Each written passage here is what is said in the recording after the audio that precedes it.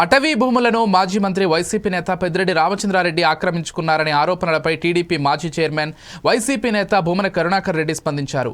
పెద్దిరెడ్డిపై పనికొట్టుకుని విష ప్రచారం చేస్తున్నారని ఆయన మండిపడ్డారు. అటవీ భూములను పెద్దిరెడ్డి ఆక్రమించకపోయినా తప్పుడు కథనాలు రాస్తున్నారని విమర్శించారు. ఈ అసత్య ఆరోపణల నుంచి పెద్దిరెడ్డి కడిగిన ముత్యంలో బయటపడతారని అన్నారు.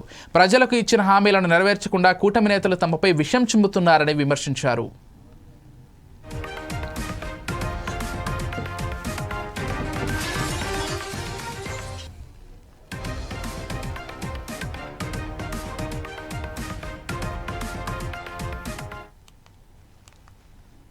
ఏ రకంగానూ కూడా అటవీ భూములను ఆక్రమించకుండా లేకపోయినప్పటికీ కూడా ఉద్దేశపూర్వకంగా మేము ఏమి రాసినా చెల్లుతుంది, మేము ఏం చెప్పినా కూడా నడుస్తుంది అన్నటువంటి ఒక గట్టి నమ్మకంతో ఆయన మీద ఉన్నటువంటి కోపము దుగ్ధతోటి వైఎస్ఆర్ కాంగ్రెస్ పార్టీ మీద, జగన్మోహన్ రెడ్డి గారు మా నాయకుడి మీద, మా మీద, అందరి మీద ఈ రకంగా ప్రభుత్వం, ఈనాడు ఉన్నటువంటి ప్రభుత్వం చేయాల్సినటువంటి మంచి చేయకుండా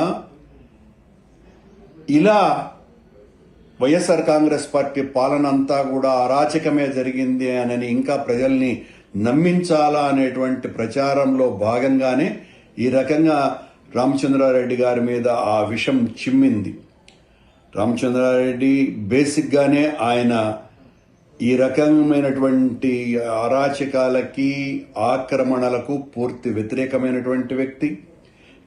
వైఎస్ఆర్ కాంగ్రెస్ పార్టీలో ఒక ప్రధానమైనటువంటి భూమికను పోషిస్తున్నటువంటి వ్యక్తి.